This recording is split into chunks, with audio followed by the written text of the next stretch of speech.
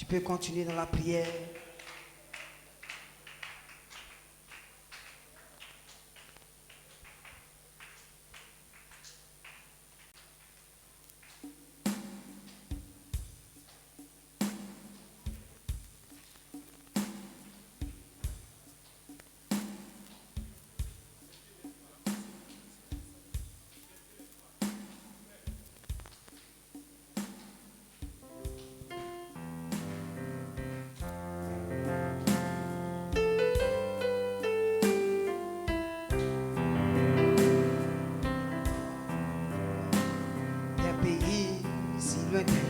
C'est une belle maison pour mon âme, édifiée par Jésus.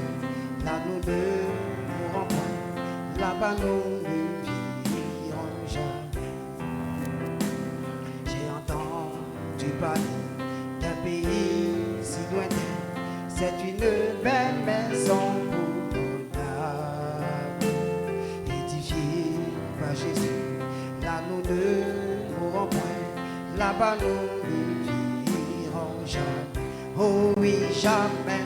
Jamais vieilli, jamais vieilli, là-bas nous ne vieillirons jamais.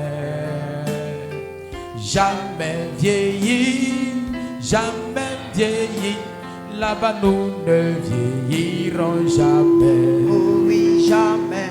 Jamais vieilli, jamais vieilli, là-bas nous ne vieillirons jamais. Jamais vieilli, jamais vieilli, là-bas nous ne vieillirons jamais. Du palais d'un pays si lointain, c'est une belle maison pour mon âme, édifiée par Jésus. Là nous ne mourrons point, là-bas nous ne vieillirons jamais. Oh oui, jamais, jamais vieilli, jamais vieilli, là-bas nous ne vieillirons jamais. Jamais vieilli, jamais vieilli, là-bas nous ne vieillirons jamais. Amen. Acclamez le Seigneur. Je peux demander à tous ceux qui sont au dehors de rentrer, tous les frères et sœurs de rentrer. Nous sommes venus pour recevoir quelque chose de très important. Hier, nous avons reçu.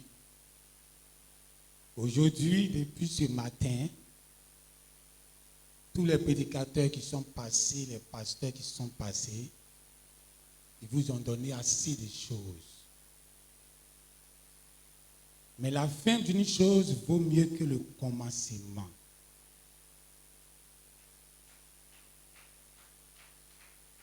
Tu peux perdre ce que tu as gagné matin par ton comportement de ce soir. Ce n'est pas un acquis. Amen. Donc que tout le monde entre.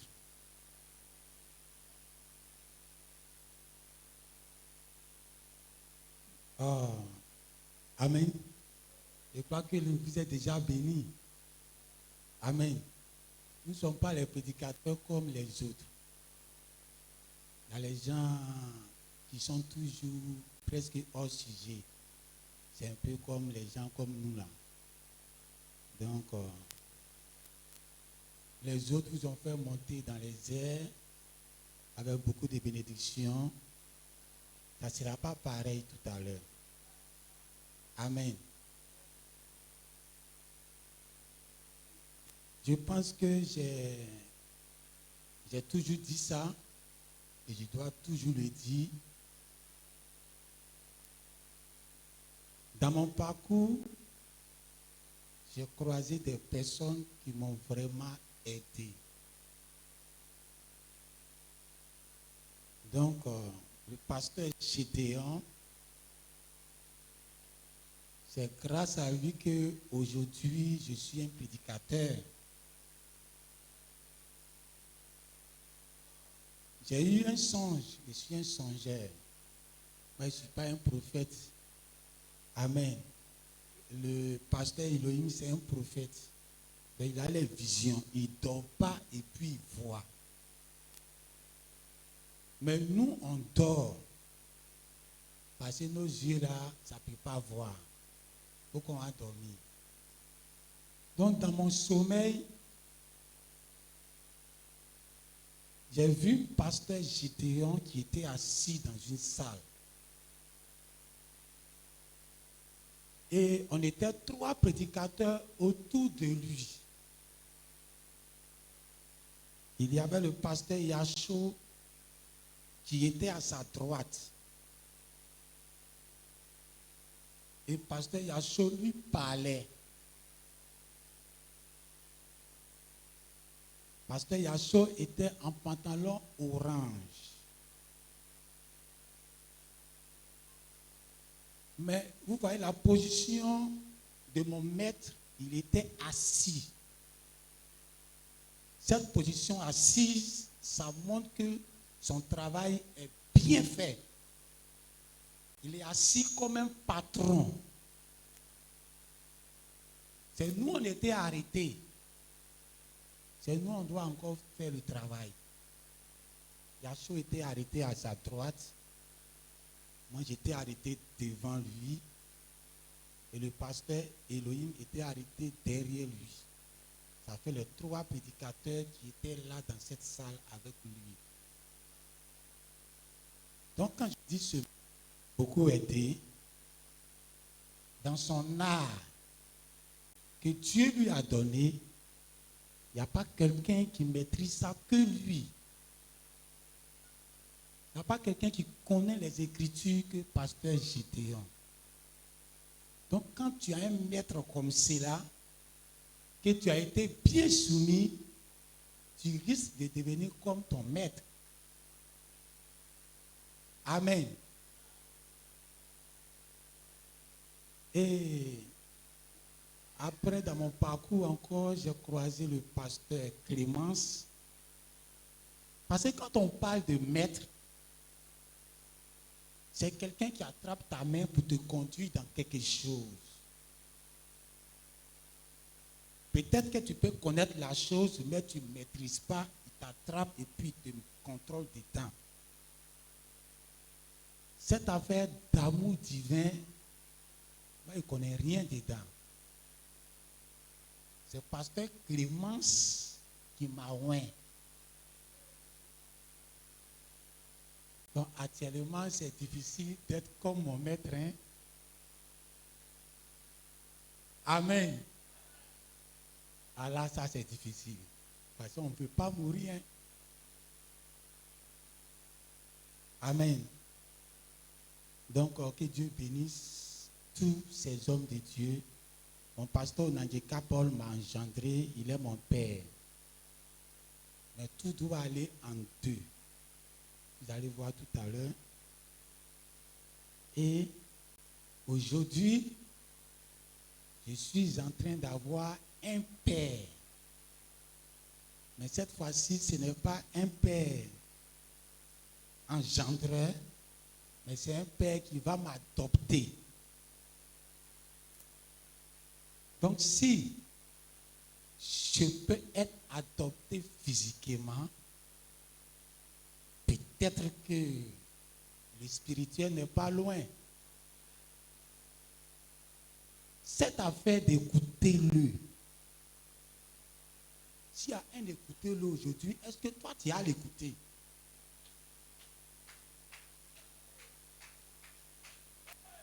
C'est une affaire de famille.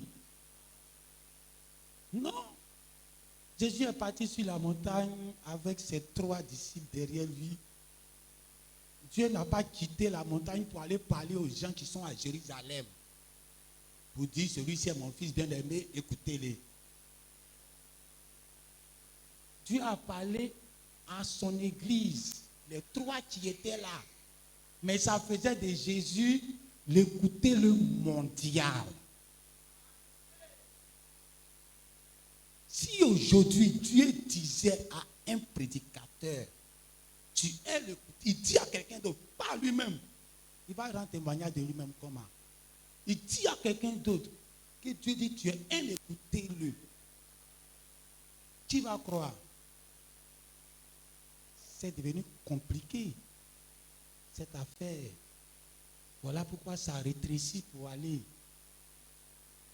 Hein, vous avez trop jubilé, vous devez vous asseoir pour écouter.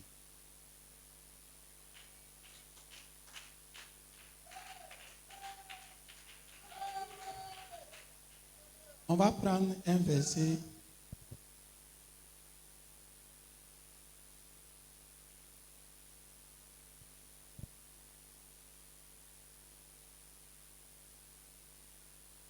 Un verset.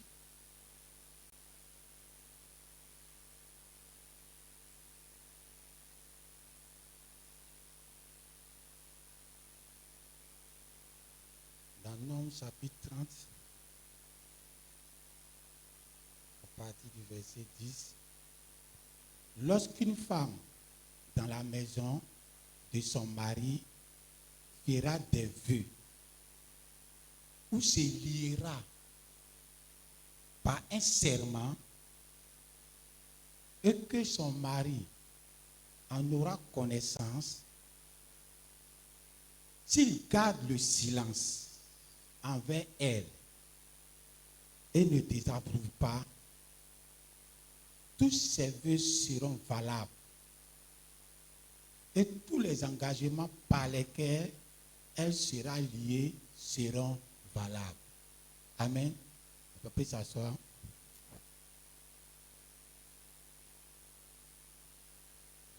Vous savez, tu peux avoir un billet de 1000 francs dans ta poche et puis tu vas mourir de faim.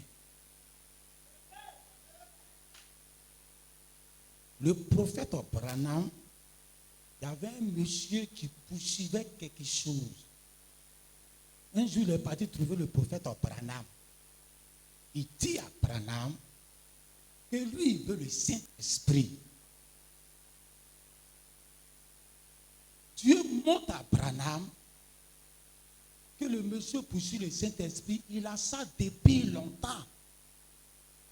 Il n'est pas au courant.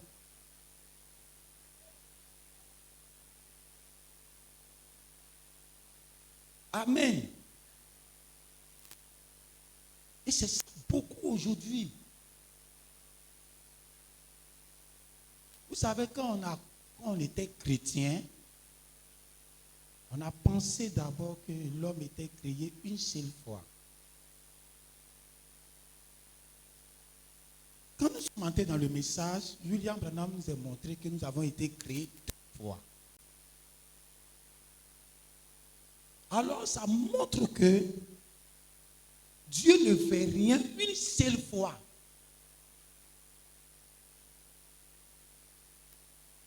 Alors quand la loi devait descendre, en réalité, il y avait deux lois qui sont descendues. Quand le Nouveau Testament était descendu, en réalité, il y avait deux Nouveaux Testaments qui étaient descendus. Quand le livre de la rédemption est descendu avant-hier là, il y a deux livres de rédemption qui sont descendus. Les gens sont comme les chefs bandits. En même temps que Palab là commence, quand le brave tombe, il commence à rire, quoi, il pense qu'il a gagné. Les gens rient trop vite. Amen. Non, le message est venu, c'est terminé, c'est terminé, c'est terminé. Non, ça c'est un comportement de chef bandit. Tu ris trop vite.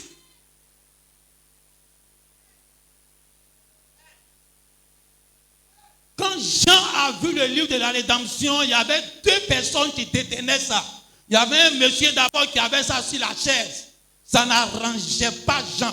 Tant que c'est lui qui attrapait ça, il fallait un autre. Le premier détenteur ne pouvait pas faire rire Jean. Jean pleurait. Ça ne l'arrangeait pas. Les gens doivent pleurer en réalité aujourd'hui, mais ils rient comme des chefs bandits. Vous savez, aujourd'hui on va faire comme à l'école. J'ai entendu beaucoup ici. C'est que non, les mystères, non, c'est terminé, on n'a plus besoin de mystères. Mais c'est dangereux.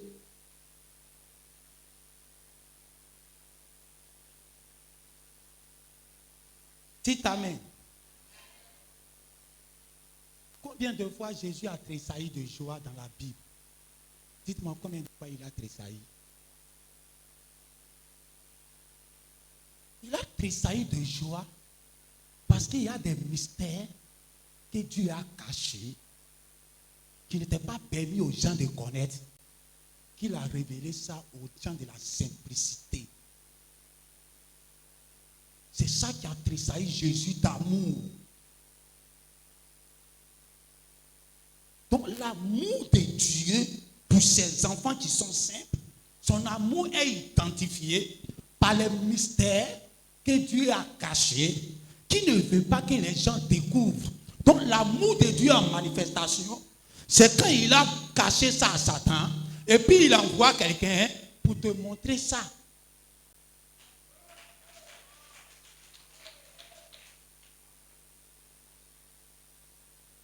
Le pasteur, l'apôtre Clémence a dit quelque chose hier.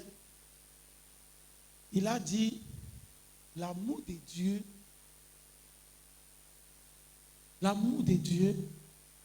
a laissé les points en suspens au milieu. C'est ça. Donc l'amour de Dieu qui a laissé les choses en suspens dans l'écriture, alors c'est ce même amour-là qui revient, qui dit que ça ne doit pas rester suspens.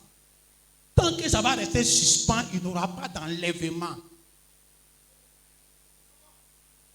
Alors ce même amour-là s'élance. Le même amour qui a caché ça hier, ce même amour-là se lance dans le futur. Ça devient un homme et puis il vient ouvrir ça pour toi pour te donner.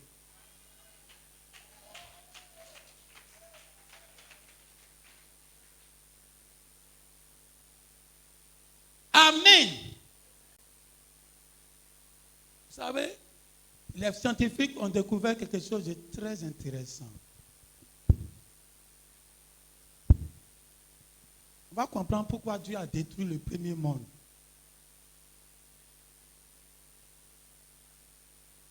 J'espère que tout le monde voit.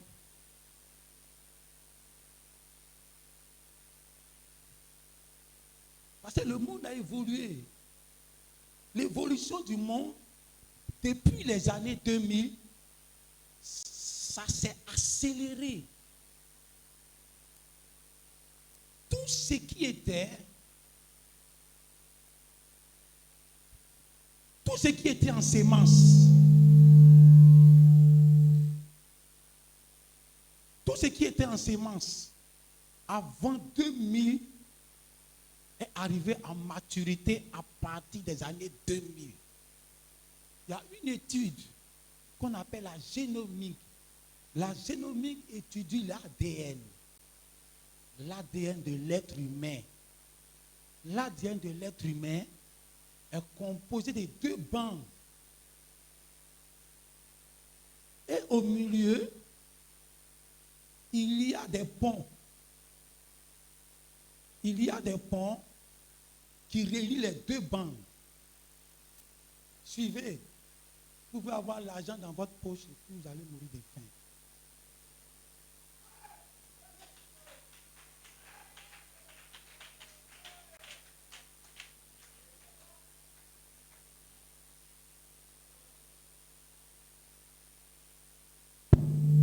Donc c'est relié par les bandes.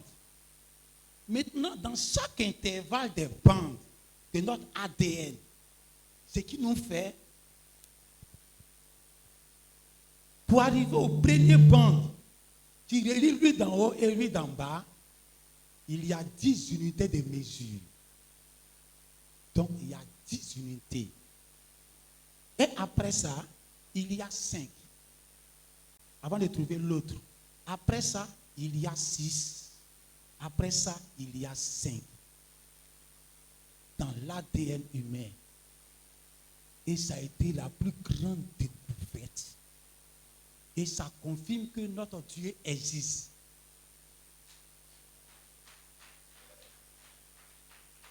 Amen.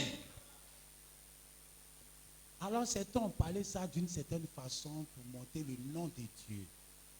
Mais nous allons parler ça d'une autre façon parce que nous ne sommes pas les scientifiques. Nous allons parler ça en tant que les hommes du message. Donc, vous voyez que l'ADN de Dieu, l'ADN de l'homme, il y a 2 bandes. Donc, pour le papa est en haut, je prends l'exemple. Pour le papa est ce qui est en rouge. Et pour la maman est ce qui est en bas. Les 2 bandes. Et les 2 bandes sont liées par des ponts. Donc, si toi tu vas avec une sœur, ton ADN est ici. Et ici, et pour la sœur est ici. Et c'est ça qui forme l'enfant que vous avez mis au monde. Donc, l'ADN du monsieur et de la maman forme l'ADN du futur bébé qui arrive. Ce qui fait que dans le premier monde, il y avait des fils de Dieu qui étaient 100% papa, maman des fils de Dieu. Donc l'ADN d'en haut et d'en bas était 100% Dieu. Arrivé un moment, ils ont commencé à partir avec les enfants de Satan. Donc lui qui a 100% Dieu en lui, lui il ne perd pas. Il a 100% Dieu. Mais il s'en s'accoupler avec une Jézabel. Et la Jézabel est une fille de Satan. 100% ADN satanique. Quand vous vous accouplez, pour la maman est un côté et pour le papa est un côté. Donc l'ADN de l'enfant, il y a Satan dedans. Quand Dieu a commencé à voir cela, il dit ça ne peut pas continuer. Parce que son sang est en train de se mélanger avec pour les animaux, pour les hommes, les animaux, sans le Saint-Esprit. Alors il faut qu'on les détruise. Amen. Vous savez, on a parlé tout à l'heure du chef bandit. On va aller pas à pas. L'enfant prodige, il était un fils, hein? Il est parti voir son papa. Il dit, je vais prendre ma part d'héritage. Je suis arrivé, donne-moi ma part d'héritage. Je vais partir. Son papa lui a donné sa part d'héritage. Il est parti, il n'a pas pu bien gérer. Tout son argent est fini. Il retourne maintenant à la maison pour devenir esclave. Dites Amen. Dieu savait que Adam, il avait donné un héritage à Adam. Le soleil à Adam. La terre à Adam. L'humanité à Adam. Adam était un fils, mais Adam n'avait pas d'expérience. Quelqu'un qui n'a pas d'expérience, Dieu, dans sa sagesse, ne peut pas lui donner tout. Dieu lui a donné une partie. Il dit, va t'entraîner avec. Dites Amen. Dites Amen. Dieu savait que Satan allait venir dessus. La bonne chose, il ne pouvait pas donner. Tout ce qui est bon, il ne pouvait pas donner. Il savait qu'Adam était un fils, mais il n'avait pas d'expérience. Dites Amen. Alors Dieu lui a dit, tiens le monde, tiens le soleil. De toute façon, je sais que demain, tu vas tout gâter le soleil. Demain, tu vas tout gâter la terre. Demain, tu vas gâter la lune. Tu vas partir habiter là-bas. Voilà pourquoi je te réserve. Dites Amen. Quand le petit prodige, l'enfant prodigue est arrivé à la maison, il pensait que l'héritage était fini. Mais son papa était sage. Il dit, je viens être esclave parce que je n'ai plus rien dans la maison. Le papa dit, viens. j'ai gardé la bonne part pour toi. Tu deviens l'héritier en chef. Je te mets la bague de mon sceau. Je te mets la plus jolie robe. Que lui-même qui n'est pas tombé ne va pas porter ça. Dites amen. Dites amen. Dieu a besoin que tu gaspilles tes biens. Voilà pourquoi il a envoyé la loi. La loi était en 2 phases. Et quand les gens ont pris la loi, ils ont gaspillé la loi. Dites amen. Parce que dans la loi, il y avait un autre livre dedans. Parce que Elohim, que Dieu te bénisse.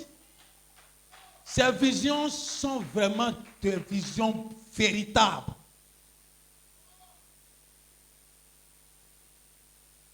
Amen. Il y avait un livre dans le livre. Il y avait un livre dans le livre. Vous savez, on doit aller croiser Jésus dans les airs. Donc on attend, on va aller le croiser. Mais Dieu a déjà préparé cet endroit-là et nous sommes déjà dedans. Dites amen. On va revenir ici d'abord. Vous voyez? L'ADN va jusqu'à 22. C'est-à-dire 22 copies. C'est les scientifiques qui peuvent bien vous dire. 22 copies. Après le 22, celui qui vient en 23e, c'est là qui détermine si c'est une femme ou si c'est un garçon.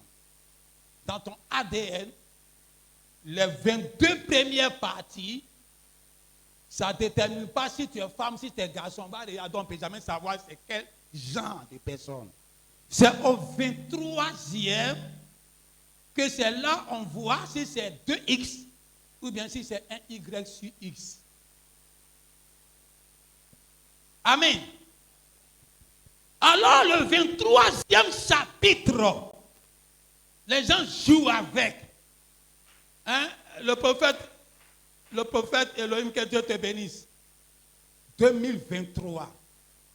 Il a parlé de ça matin. Quand tout ça, il parlait sur les pigeons.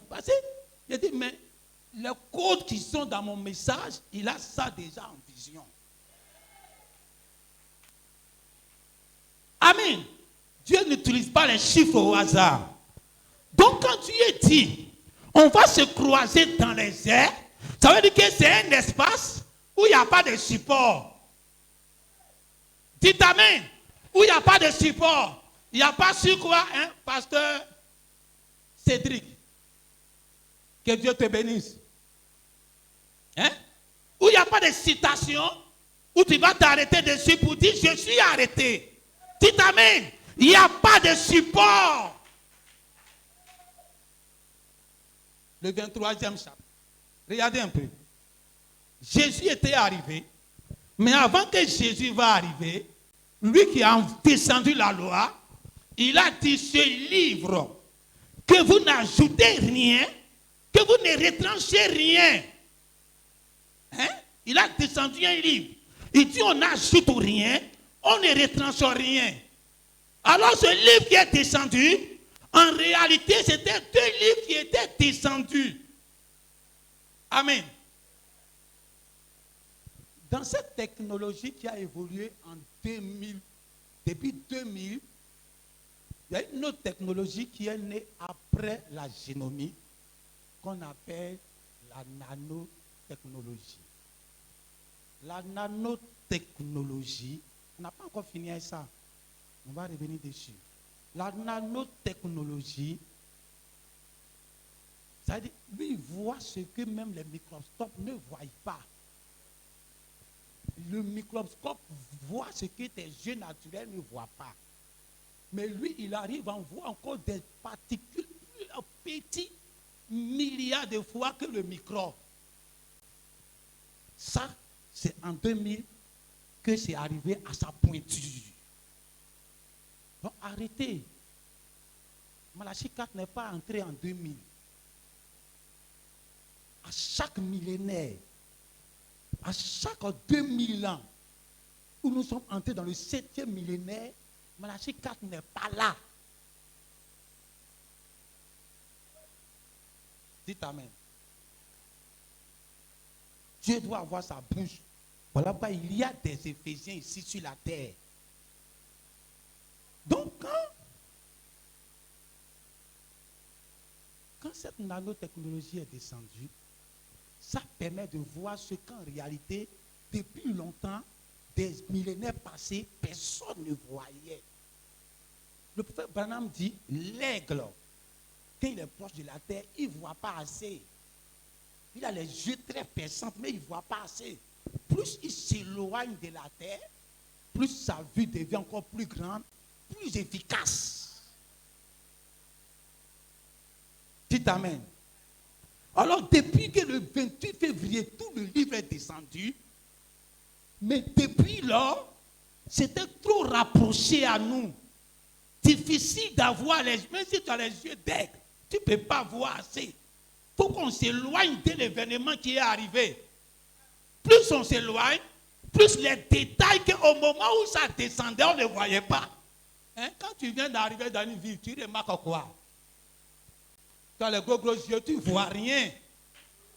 Ça là, tu ne peux pas lutter contre ça, c'est naturel. Tu es un génie, comment c'est ta première fois d'arriver à Abidjan, tu ne vois rien. Tout est bizarre.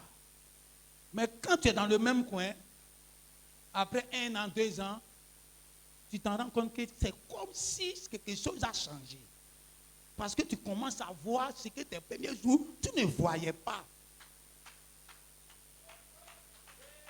Vous devrez écouter les Éphésiens. Parce que la nanotechnologie est venue. Quand le livre de la loi est descendu, les gens avaient les yeux naturels. Même s'ils voulaient même, ils avaient des microscopes encore pour regarder dedans. Ils pouvaient dire certaines choses et puis ça allait bien. Mais quand Jésus lui regardait avec la nanotechnologie, il voyait qu'il y avait des choses dedans que les gens ne peuvent jamais voir. Si ce n'est pas lui, Jésus, qui va voir ça. Dites Amen. N'ajoute pas, ne retranche pas. Jésus est venu dire, si toi tu regardes une femme, moi il vous a dit, mais moi je vous dis, parce que ce que Jésus est en train de dire, il n'a pas créé ça. Il a regardé à la nanotechnologie pour voir ce que tout le monde ne voit pas. Les petits détails. Depuis que le livre est descendu, il fallait que quelqu'un va venir longtemps après avec la nanotechnologie pour dire ce que Moïse n'a pas dit. Or, pourtant, c'est contenu dans le livre.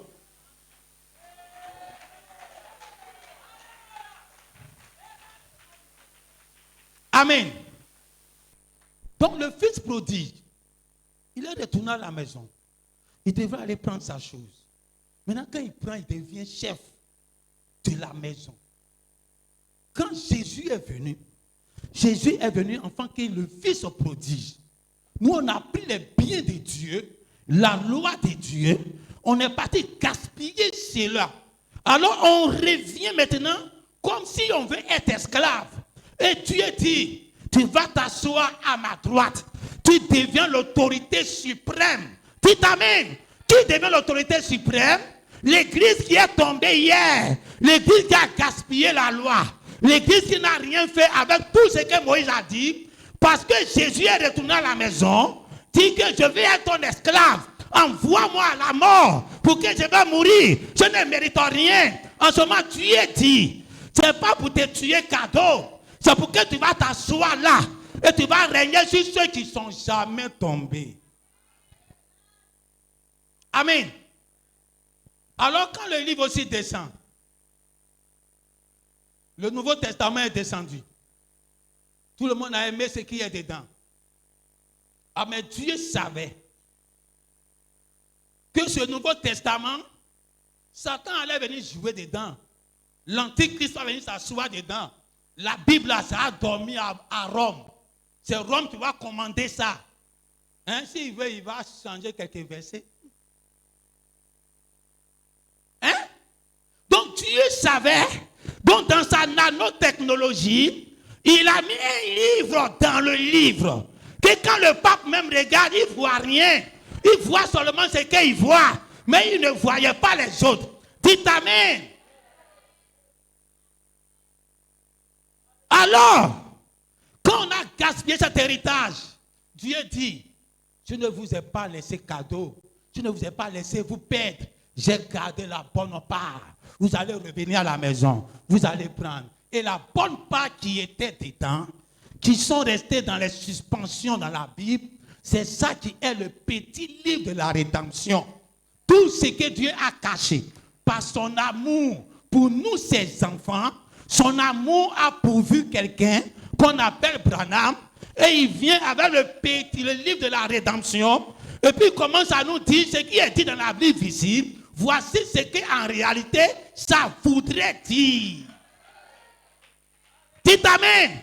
Et en ce moment, on a une puissance plus élevée, une révélation plus élevée. Dieu, au lieu de se passer comme son église, ou pendant les 7 âges de l'église, ils ont gaspillé le Saint-Esprit, ils ont gaspillé la parole, ils ont gaspillé les 7 vertus. Dieu ne s'est pas fâché. Tu reviens à la maison, tu viens être esclave. Branham, ne sois pas esclave, tu deviens chef. Dites Amen. Le même petit livre est descendu. Mais Dieu sait que Satan va entrer dedans. Hein? Ceux qui rient vite. Que Satan va entrer dedans. Alors quand le petit livre est descendu, il y a un autre petit livre encore à l'intérieur.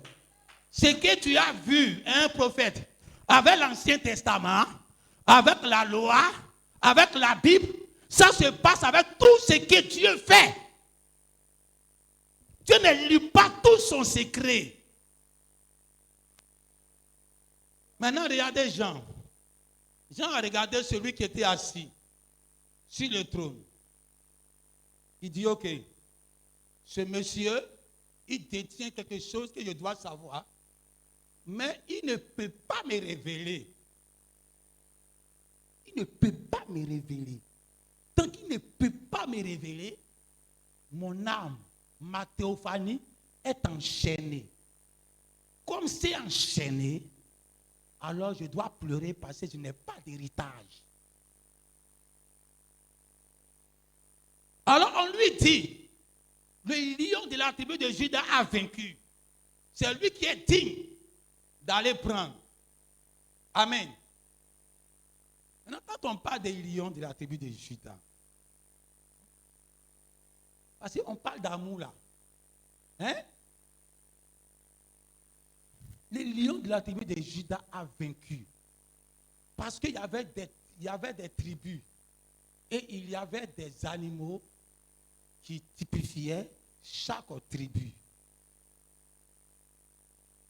Alors, la tribu de Juda, qui était marquée par l'onction des lions, Dieu dit, chaque fois que son fils va venir pour régner sur le trône de David, oubliez Jésus, chaque fois que son fils va venir pour régner sur le trône de David, il sera avec l'onction des lions. Maintenant, regardez dans les 7 âges de l'église. On ne va pas écrire ça. Les 7 âges de l'église, il y a 7 vertus. Les 7 vertus, il y a le lion qui gouverne les 3 premières vertus. La foi, la vertu et la connaissance. C'est-à-dire que quelqu'un qui en réalité, si tu as l'onction des lions, tu as la connaissance, tu as la foi et tu as la vertu. Maintenant, regardez. La foi que ce lion a, c'est différent de la foi de la lettre. Satan croit comme ça aussi. La foi du Messie, c'est quand il écoute Dieu et que Dieu lui parle par inspiration, où il dit, je ne peux rien faire de moi-même, si ce n'est ce que Dieu me montre. Donc ça venait par révélation. Et il devenait comme Moïse, l'ange du Seigneur qui a marché avec mon serviteur Moïse. Tout ce qu'il va te dire, ne te détourne ni à gauche, ni à droite, il faut tout accepter. Voici la foi du Messie.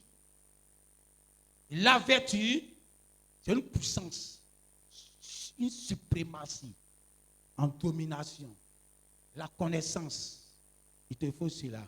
Donc, quand on parle du Messie, voici les 3 grands traits.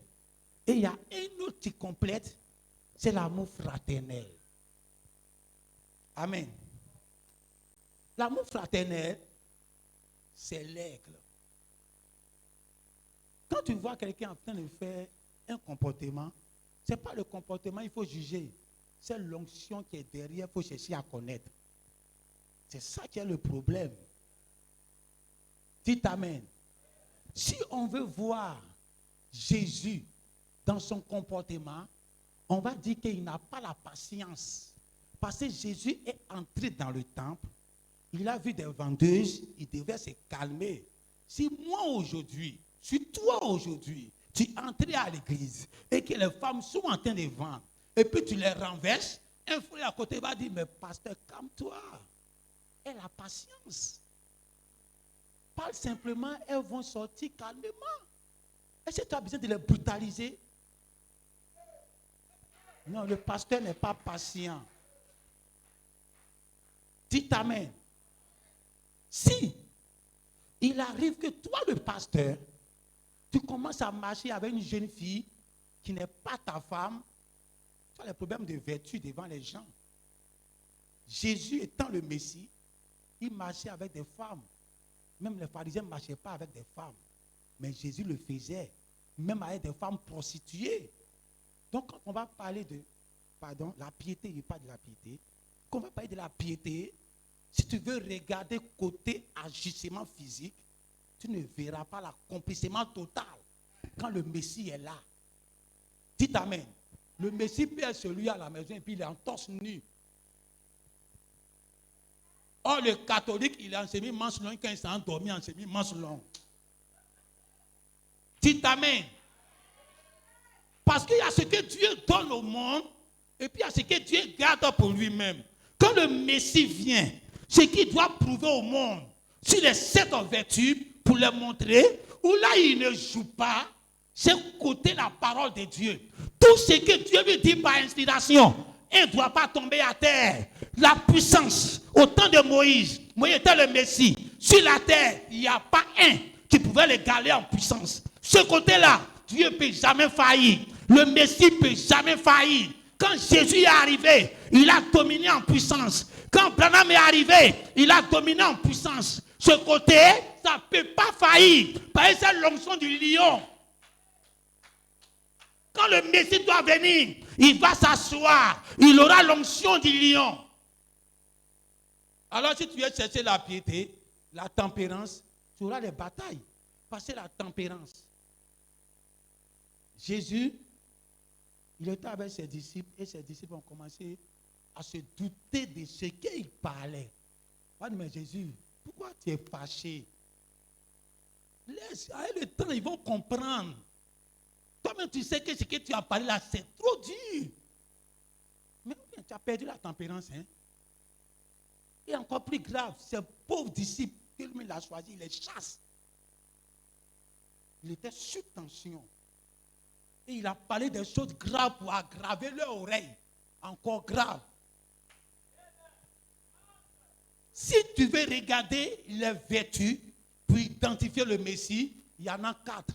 Ça ne faillit jamais. Mais les autres là, côté charnel, Satan a tellement imité ce côté-ci qu'on prend pour Satan comme pour la vérité.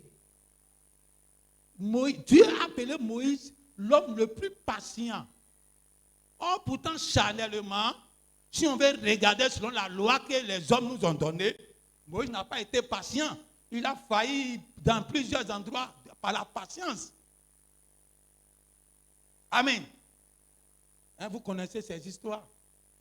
Il est plein sur Dieu. Il a dit, c'est moi, ce peuple-là, je les ai mis au monde.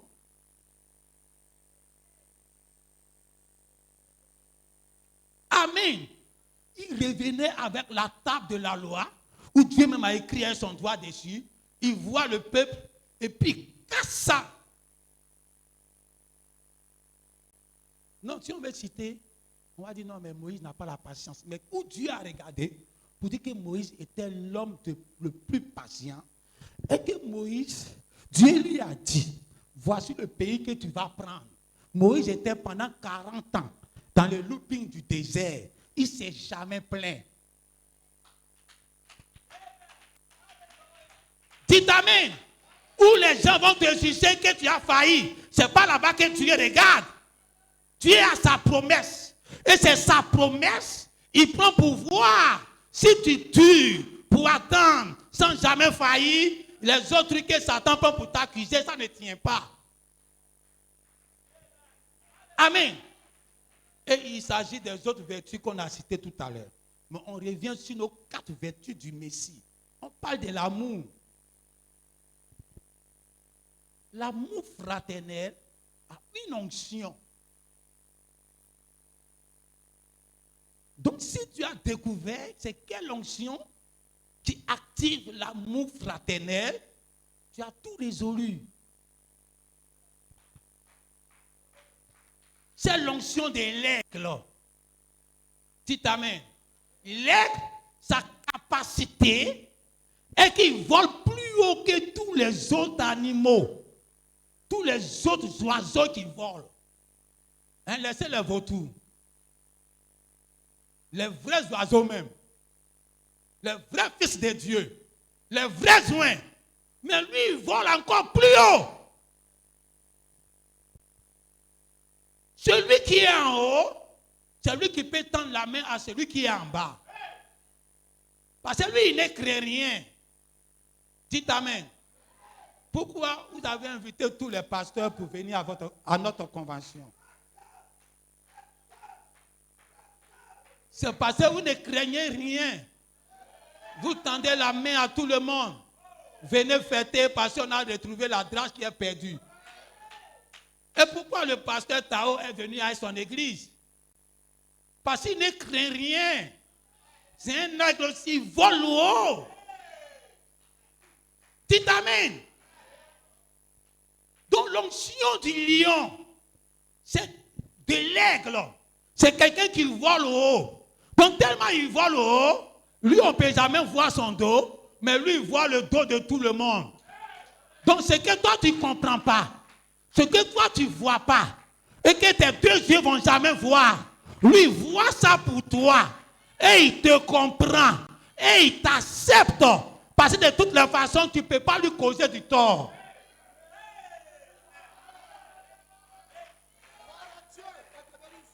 Dites amen. Donc l'onction de l'aigle, c'est quelqu'un qui, quand on parle de la parole, il a une maîtrise totale de la parole. Alors quand on parle d'amour fraternel, si un frère, il vient derrière la chair, il libère seulement les mystères. On doit savoir s'il a l'onction de l'aigle.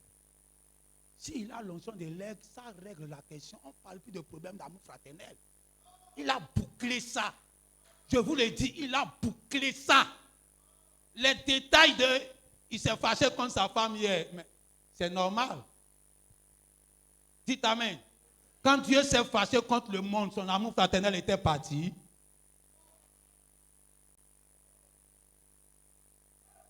Amen. Maintenant, regardez. On revient sur notre ADN.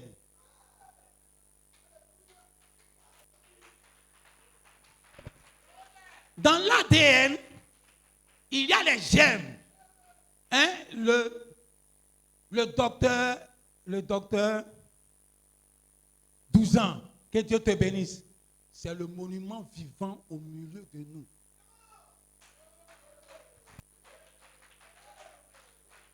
Le germe, quand tu prends un germe, donc il y a les germes partout. Mais quand Dieu doit constituer un être, il s'en prend l'information dans l'ADN. Dans l'ADN se trouvent les germes. Donc quand il regarde dans le germe, il voit tout ton schéma. Comment ton visage doit être. Quelle couleur tes cheveux doivent avoir. Tu dois avoir 1m72. Tout est dans ton ADN, dans le germe. Dites amen. Donc, Dieu peut venir, il peut prendre le germe avec dans tes cheveux. Et puis ce qui fabrique ton orteil est dedans. Ton genou est dedans. Tes yeux sont dedans. Tout le plan de ton corps humain est dans le germe. Or, le germe, son travail, c'est de faire pousser le cheveu. Dis amen.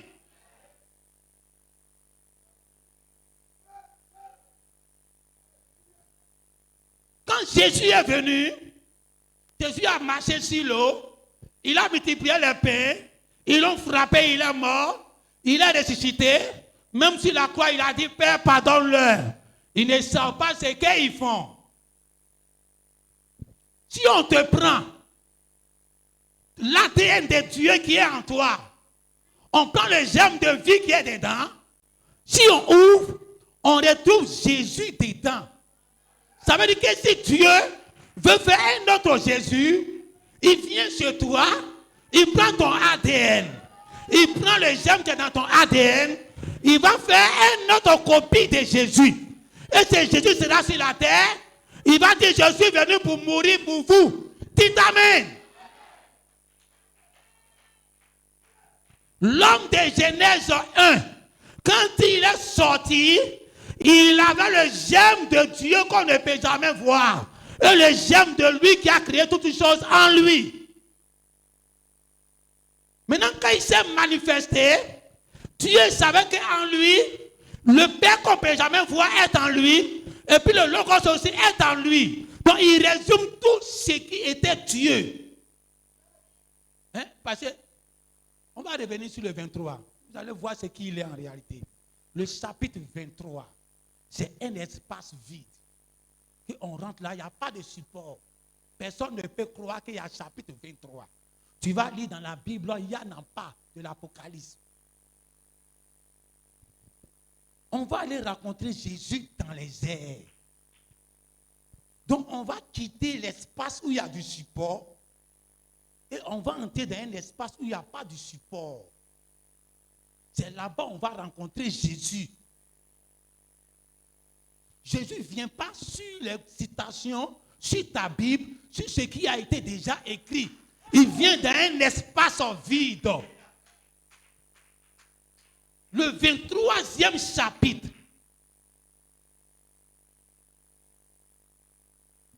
Dieu le Père qu'on ne peut jamais voir, il est sur le chiffre 10 de l'ADN. Donc le chiffre 10, c'est l'Ancien Testament, où il y a eu les 10 commandements de Dieu, où tout le monde sait que c'est le Père qui a travaillé là-bas. Donc c'est le chiffre du Père. Jésus, il est le 5. Après le 10 vient le 5. Alors le Père qu'on ne peut jamais voir, il a engendré le Logos, le Fils unique, qui va créer toutes choses par la parole. C'est lui qui a le chiffre 5. Jésus qui vient au milieu avec la grâce. Après Jésus, il y a le chiffre 6, qui est l'homme de Genèse 1. Quand Branham a dit que le chiffre 6, c'est l'homme de Genèse 1, même ça rentre dans ton ADN, c'est confirmé là-bas. Voilà pourquoi si tu n'as pas cru en Branham, il n'y a pas... Non, il n'y a pas ciel pour toi. Il ne faut pas rêver. Alors le Saint-Esprit, quand il est né, quand Jésus est venu sur le chiffre 5, il dit, mais on ne s'arrête pas là. Le chiffre 6 va descendre. Allez-y l'attendre à la chambre haute. C'est là-bas le chiffre 6 on descend. Le Saint-Esprit, l'homme de Genèse 1, celui qui va vous diriger dans les 7 ailes de l'église. Maintenant, après le chiffre 6, il y a encore le 5 qui répète. Donc, à chaque schéma, ça commence par 10, ça devient 5, ça devient 6, ça devient 5, et ça recommence. Alors, quand Branham est arrivé, en tant que celui que Dieu avait promis aussi venir, avec le petit livre, il descend avec le chiffre 5, qui est la grâce. Maintenant, regardez un peu. Quand tu retournes dans la Genèse, tout se retourne dans la Genèse. Après que l'homme de Genèse 1 soit le chiffre 6, Adam a été formé de la poussière de la terre. Il a le chiffre 5. Maintenant, quand Adam a fini d'être formé, le schéma de Dieu, l'ADN de Dieu, a été constitué. Et ça doit se répéter sur la terre. Maintenant, quand ça a été constitué, il y a un être qui doit venir au monde, qu'on appelle Ève, la femme, qui vient après que l'ADN a fini le schéma. C'est un être parfait. La femme. Dites amen. Donc si vous voyez que nos femmes sont plus jolies que nous, Dieu sait pourquoi il a fait ça. Vous voyez, c'est un être parfait. Dites amen. Alors quand ce tête est né, quand ce tête a vu le jour, quand Dieu regardait Ève, il savait que c'était Ève qui avait la destinée du monde dans sa main. Tout était reposé dans la main d'Ève. Toute la pensée d'Élohim, pour que ça soit accompli, c'était Ève. Ce n'était pas Adam. Amen. Quand Dieu a fait le schéma dans sa tête, il a dit, ok, dans l'éternité, il a pensé. Il a fini de penser. Il a déposé sa pensée dans le Logos. Et le Logos, lui, tout ce qu'il devrait faire. Après qu'il y a eu la nanotechnologie, qui a eu sa pointure depuis 2020, il y a l'intelligence artificielle. Ça veut dire quoi? Avant, quand tu connaissais le système de la génomique, tu étais le scientifique ou bien le docteur le plus recherché au monde. Mais quand la nanotechnologie a pris le dessus, on ne cherchait plus ceux-là, on cherchait ceux qui maîtrisaient la nanotechnologie. Le monde est en avance sur les fils de Dieu. Les gens sont toujours dans la génomique. Or, il y a eu déjà la nanotechnologie qui est descendue après le message, qui a vu quelque chose avec les yeux de la nanotechnologie, pour dire les 7 tonnerres sont les 7 voies des 7 âges de l'Église. Alors, après la nanotechnologie, il y a une puissance encore qui est arrivée qu'on appelle l'intelligence artificielle. Ça veut dire que lui, bon, aujourd'hui, si tu connais ça, tu maîtrises ça, tu es plus riche que les 2 autres. Si Dieu doit payer quelqu'un cher aujourd'hui, il regarde sur ses critères du jour. Amen. Vous savez, souvent quand je regarde les films, je me dis, mais le film a réussi. Je suis content du film.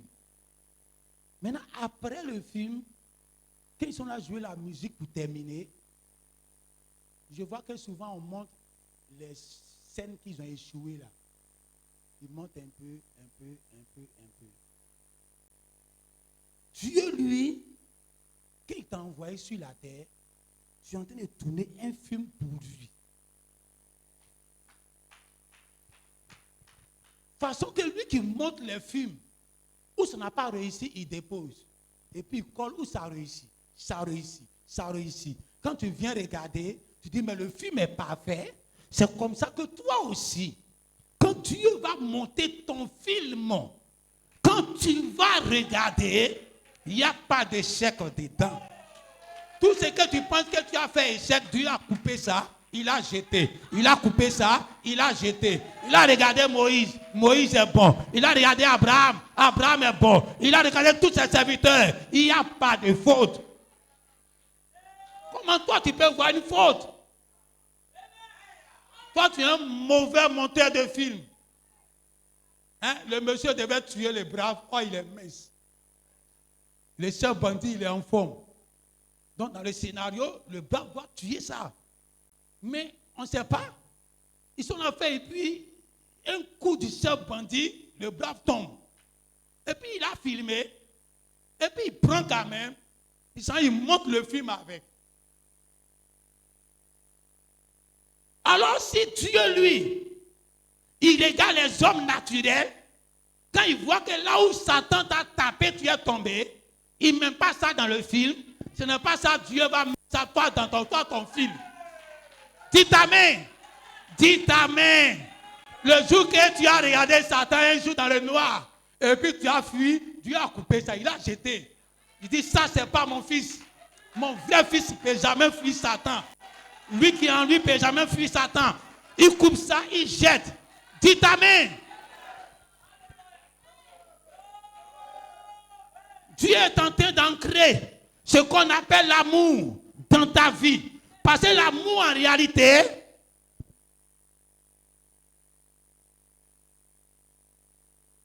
Amen. L'amour en réalité, quand Dieu a envoyé Jésus, et Jésus est mort à la croix pour nous, il avait l'amour divin en lui. Donc quand Jésus est mort, et que toi tu es descendance de Jésus, ça veut dire que si Jésus, ton arrière-grand-père, ton arrière-arrière-grand-père, il a vaincu Satan par l'amour, toi aussi tu as vaincu Satan par l'amour. Dites Amen. Il est dans ton ADN. Ce n'est pas un étranger. Dans ton ADN, il y a quelqu'un qui a vaincu Satan. Même au temps présent, où Branham est venu, Branham il dit tout ce qu'il a fait, c'est l'amour. Alors aujourd'hui, je ne viens pas ici pour chercher ça.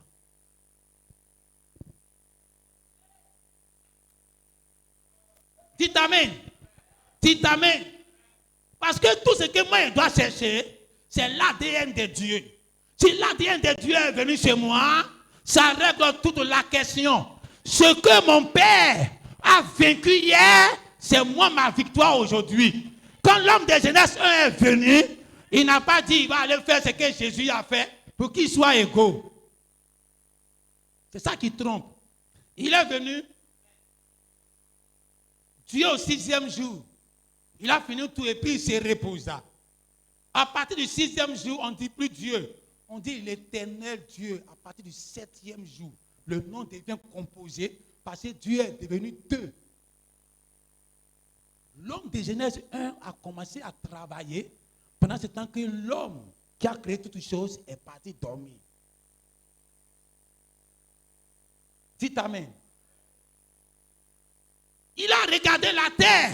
Il a fait comme ce que l'autre aussi a fait au ciel. C'est ça qu'on appelle l'intelligence artificielle. L'intelligence artificielle, quand quelqu'un vient dans ta maison pour installer ça, il installe ça. Il finit d'installer, il s'en va. Toi, tu viens, tu dis que la lumière soit. La lumière fut. Que le soleil soit. Le soleil fut. Dans le Logos, le Père qu'on ne peut jamais voir, il a installé sa technique d'intelligence artificielle dans l'espace. Donc quand il est devenu un être tangible lui-même, il a commencé à prononcer la parole tout simplement comme quelqu'un qui rentre dans la maison. La lumière, allume-toi. Elle s'allume. La Michael sort. Il sort. Lucifer sort. Il sort. Il n'y a plus de travail à faire. Ça a été déjà sémé dans l'espace. Et lui, il venait, il prononçait la parole, et puis ça arrivait. Dites Amen. Quand l'homme de Genèse 1 aussi est arrivé, il a regardé où l'autre s'est arrêté. Il a fini de former la terre, il a mis toutes les semences. Il dit, j'ai fait ce que l'autre a fait pour moi. Il a mis toutes les semences. Et l'homme de Genèse 1 vient, il ne retourne pas en arrière comme les grenouilles. Allons chercher deuxième poule de Branham, on va faire d'abord. Dites Amen. La puissance est dans l'église. Moi, je ne cherche pas ça. Moi, je cherche l'ouverture de la parole. Quand l'ouverture de la parole est déposée dans l'église, même Satan ne peut pas. Dites Amen. Satan n'est pas vaincu dans votre vie. Même sans prière, même sans souci, Même quand on vient à l'église, on coupe parole seulement. On ne prie pas beaucoup, mais sa terre est terrassée. Il est venu, il regarde la terre. Il est en train d'utiliser l'intelligence artificielle. Parce qu'il sait que quelqu'un a fait le travail déjà pour lui. Il dit que les arbres poussent. Et les arbres poussent. Que la rivière passe ici. Que le jardin d'Éden passe ici. L'homme de Genèse 1 avait la pensée de Dieu en lui. Hein? Mais vous allez vous dire, mais pourquoi l'homme en a prié avant-hier? C'est lui qui vient faire tout ça. Le Fils de Dieu, pendant qu'il jouait devant la porte du Père comme un petit garçon. Mais c'est lui qui a créé tout. C'est ça qu'on appelle la double portion. La double portion, c'est quoi en réalité? La double portion, ce n'est pas que toi tu seras loin que Jésus. Tu ne pourras jamais être loin que Jésus. Ce n'est pas parce que Élisée était loin que Jésus. Tu ne pourras pas. Il n'a pas été loin que Élie. Quand on donne à la double portion, ce n'est pas parce que nous sommes loin que Branham. On ne peut pas l'être. Mais ça cache quoi en réalité? Est-ce que le vin là, quand c'est encore nouveau, Dieu cherche des vases qui sont encore nouveaux. Et il verse le nouveau vin dedans. Parce que Dieu sait que son vin qui est là, ça va doubler. C'est le même vin, mais il va croître. Le même vin, il va corser. Il va devenir dur. Il devient un vieux vin. Donc l'homme, le Logos, quand il est venu au monde, l'esprit vieux de Elohim, qui existe des milliards d'années, où on ne peut pas compter, c'est entré dans la jeune créature qui est là. Il sait plus ce qu'il va faire, il est vieux. Parce qu'il vient de naître. Et il a commencé à avoir toute la pensée de Dieu. Il dit, bon, Lucifer sort ici, Gabriel sort ici, et il a créé toutes choses. Et quand l'homme de Genèse aussi vient, il fait la même chose. Après qu'il a été créé, la pensée de Dieu qu'on ne peut jamais voir, et du Logos, est entrée en lui. Donc quand c'est entré en lui, il doit faire ce que le Logos aussi a fait. Il regarde. Quand il regarde, il dit, je dois former Adam. Parce qu'il a les yeux de la génomique. Satan regardait la terre, il ne voyait pas Adam dedans. Mais quand lui il regardait la terre, il voyait Adam dedans. Il est venu, il a pris les éléments d'Adam, il a formé Adam, il a sifflé Adam. C'est lui le maître de la terre. En dehors de lui, quelqu'un ne peut pas venir faire ça. Dites Amen. Dieu l'a créé, le Dieu de la terre. Si lui il doit s'asseoir, et c'était le Logos qui est le Dieu au ciel, qui va venir faire tout ça, il ne devrait pas venir au monde. C'est qu'en réalité, Dieu ne s'est pas reposé.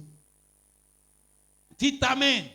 Nous sommes en train de parler de l'espace arc-en-ciel, l'espace vide, que nous sommes en train d'entrer dedans. Parce que dans l'espace vide, il y a des semences qui ont été sémées. Maintenant, toi, tu viens dans l'espace vide avec l'intelligence artificielle. Dites Amen. Regardez. On parle d'amour. On va revenir encore dessus. Parce qu'on doit savoir ce que c'est l'amour. Moïse est parti dans le désert. Hein? Le pasteur Nathanaël, que Dieu te bénisse. Moïse est parti dans le désert. Il est parti trouver un feu. Vous savez, Dieu ne fait pas quelque chose d'extraordinaire. Hein? Il est parti trouver un feu dans le désert. Dans le désert, le feu est courant. Un peu seulement feu de brousse. Feu de brousse. Feu de brousse. Moïse allait regarder, c'est un feu de brousse. Il continuait sa route. Ça n'allait pas effrayer Moïse.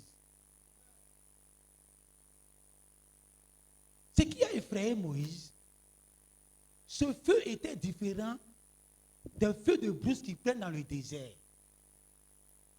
Il est déposé sur les arbres qu'il moint, sur les feuilles qu'il doit détruire. Et puis il ne détruit pas. Oh, pourtant, c'est un feu. L'amour de Dieu s'est descendu le jour de la Pentecôte comme des langues de feu. Mais quand c'est descendu sur la terre des gens, ça n'a pas brûlé les cheveux de quelqu'un. Toi, tu as quelle langue? Et puis quand tu t'arrêtes, tu embrasses tout sur ton chemin. C'est un feu de brousse, le feu de la géhenne. Ça détruit, ça gâte. Tu t'amènes, tu dois avoir un feu. Ou quand c'est déposé même sur ton ennemi est à l'aise. Ça ne le brûle pas. Tu t'amènes, toutes les paroles qui sortent de ta bouche, ça l'aide. Tu t'amènes. Quand Moïse a regardé, Moïse était attiré. Parce qu'il y a quelque chose de différent. Il a remarqué. Ce n'est pas parce qu'aujourd'hui, il y a beaucoup d'Éphésiens, Satan a anticipé le terrain. Hein? Il y a un pasteur qui disait ça, le pasteur, hein, le prophète. Hein? Ou bien c'est... Amen. Il a dit que le monsieur dit que tous les Éphésiens se combattent. Ils se combattent. Quand lui, il préfère aller se coller là où c'est facile. Lui, au moins, il a été confirmé par Branham. Je dors, il est parti au ciel. Les raccourcis.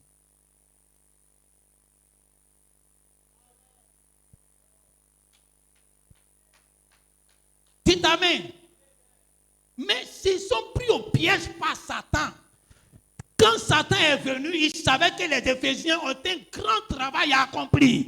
Il a envoyé beaucoup de gars et il a fait tout pour que leur nom gâte. Maintenant, quand leur nom est gâté, quand le vrai feu vient, tout le monde juge ça, oh, c'est le faux feu. C'est le faux feu. C'est le faux feu. Mais Moïse n'a pas regardé ça. Moïse a bien regardé. Il a bien identifié. Il dit, mais cet Éphésien-là, mais ce groupe-là, mais cette église-là, mais cette réunion a quelque chose de différent. Ça ne brûle rien. Ça ne gâte rien. C'est des Éphésiens qu'on peut donner notre âme. On est sûr d'aller au ciel.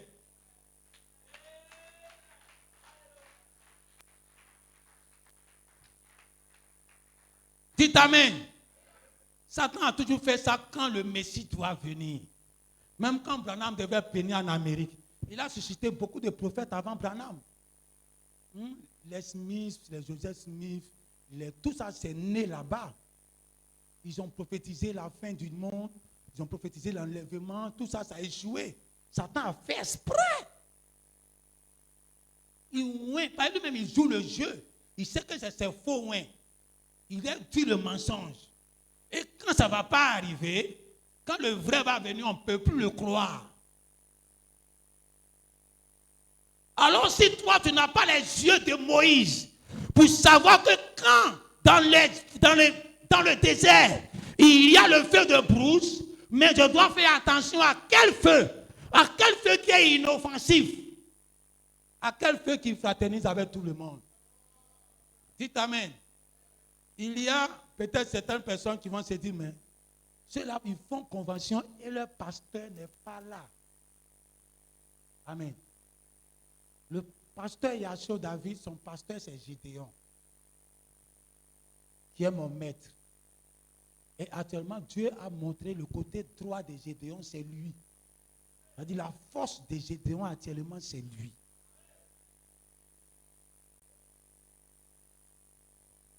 Nous, quand on vient, on a le même père que le pasteur de Yahshua, qui est notre pasteur Onageka Paul.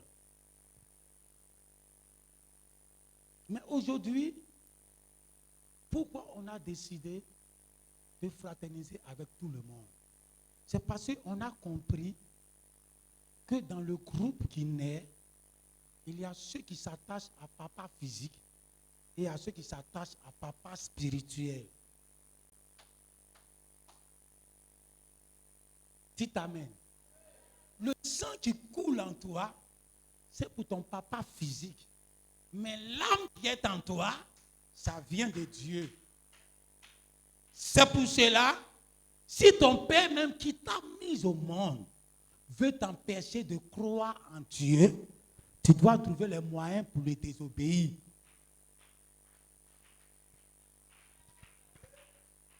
Dites amen. Hein, c'est ça. Tu dois trouver les moyens pour le désobéir. Si ça chauffe trop à la maison, tu t'en coupé les briques pour gagner 2000 francs pour payer un entrée couché, là tu es libre de suivre ta foi. Alors si aujourd'hui, nous sommes une église, que nous faisons une convention, et que cette convention, c'est pour que nous tous, nous soyons ensemble, c'est parce que la parole dit, quand les barrières vont tomber, maintenant la barrière qui tombe, c'est pas parce que lui qui croit les 7 tonnerres, lui qui ne croit pas les 7 tonnerres, quand la barrière va tomber, ils vont être ensemble. Ce n'est pas parce que quand il y a les groupes dénominationnels comme au temps des Branham, quand ils vont faire tomber toutes ces barrières, ils vont s'unir, comme Branham le dit, et qu'on lit ça, c'est là qu'il va y avoir l'enlèvement. Alors c'est ces barrières-là que nous tous on attend, non? Mais si c'est de ça il s'agit, c'est que l'enlèvement là, ça va pas avoir lieu. Parce que plus la chose avance, plus ça se divise pour aller. On va prendre 10 ans passés, on n'était pas à ce nombre de groupes de messages qui est là aujourd'hui. Quand on va prendre 10 ans dans le futur, non, ça sera grave. Alors toi, tu peux faire tomber quelle barrière? Alors la barrière se situe où? On acclame le Seigneur.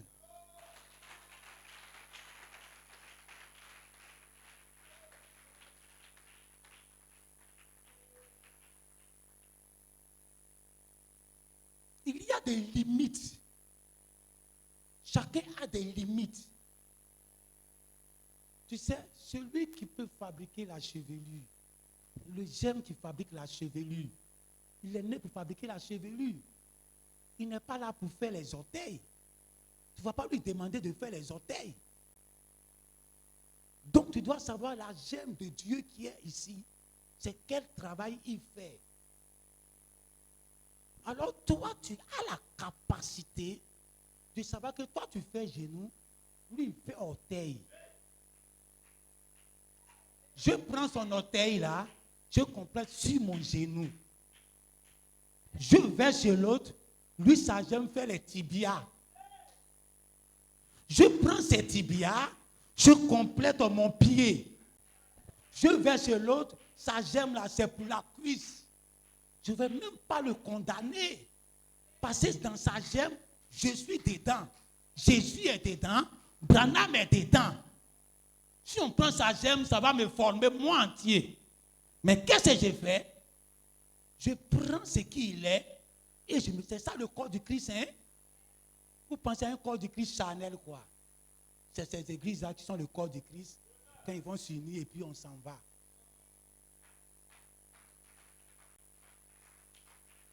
Alors Dieu a éparpillé son corps partout à gauche et à droite. Alors toi maintenant tu dois faire tomber ta barrière de penser que tu es le seul loin.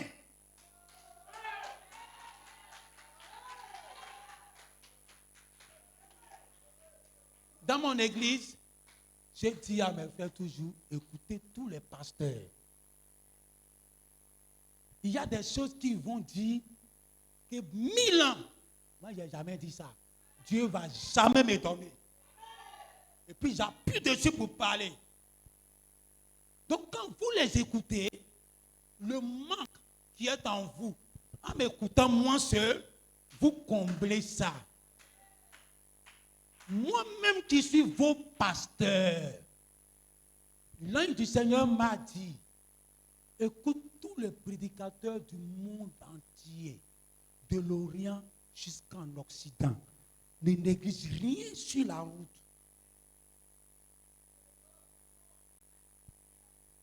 Alors j'ai laissé toutes les barrières. J'écoute Edouard Franck. Il y a certaines choses, il dit Amen. Et puis quand je prends ça, que j'envoie dans moi ma gemme, ça devient autre chose. Est-ce que vous comprenez? Alors, arrivé un certain moment, Dieu peut regarder une église et cette église a formé le corps entier de Christ. Il y a une prédication que j'ai dit, la construction du temple. Vous allez voir que Salomon, pour construire son temple, il n'est pas resté en Israël seul pour chercher les briques, les bois. Ça venait de partout. Ceux qui étaient ses ennemis hier, c'est là-bas on partait chercher les substances pour venir construire le temple de Dieu. Tu veux construire un temple avec ce que tu crois seulement. Tu auras une maison inachevée. Je te dis ça noir sur blanc. Le grand David lui-même, le psaume là, quand tu lis, c'est celui-ci. Quand on dit le psaume de David, David en son temps, son onction qui était là, il y avait d'autres aussi qui avaient ça, des grands poètes de Dieu. Et que David sait que je ne suis pas égoïste, je ne suis pas quelqu'un qui n'a pas l'amour fraternel. Je prends pour eux, je mets dans mon psaume. Et quand on dit psaume de David, il y a pour les uns et les autres dedans. C'est ça qui fait le corps. Même quand tu vas prendre Salomon, Cantique des Cantiques, ce n'est pas lui seul. Pour que Dieu, lui, il va constituer sa Bible, il ne s'est pas basé sur un seul loin. Non, Dieu nous a envoyé Malachie 4, ça suffit. On n'a plus besoin de rien. Mon frère, tu n'auras même pas maison pour dormir dedans. Tu vas dormir au dehors. Amen. Dieu a pris pour les uns, pour les autres, pour les uns, pour les autres. Il a tout réuni. Même quand un dit un, et puis un dit deux, Dieu dit même tout ensemble. Hein? Vous voyez l'amour fraternel? C'est de faire tomber les barrières. Dieu a fait tomber les barrières dans la Bible. Il y avait un musulman sur WhatsApp. C'est remuait beaucoup. Il a posé une question. Il dit, pourquoi vous les chrétiens, vous avez enlevé tel livre de la Bible? Parce que ce n'est pas les 66 livres là. Ce n'est pas tout, hein. Il y a d'autres prophètes ou qui ont écrit qui ne sont pas dans les 66 livres qu'on a. Et que ça existe réellement. Et que c'est Dieu qui a parlé. Et que même quand tu lis le Nouveau Testament, le dit là, souvent c'est répété dedans. Maintenant, il dit pourquoi nous les chrétiens, on a enlevé ça, on est resté sur 66 livres. Et ce prophète, il n'y a pas quelqu'un pour le répondre. Dites amen. On doit se connaître les uns les autres. Et je lui ai dit, mais voici un passage, je vais te donner le passage. Il y a pris le passage où Jean a dit, Jésus a fait beaucoup de choses. Qu'est-ce que vous voulez écrire là? On ne peut pas mettre ça dans un livre. Qu'est-ce que c'est ce qu'on peut écrire et puis ça va vous sauver là? C'est ça qu'on a mis là.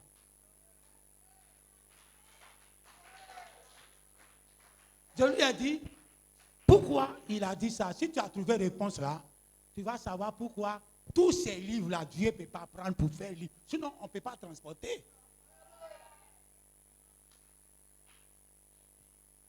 Alors, on va se tenir debout.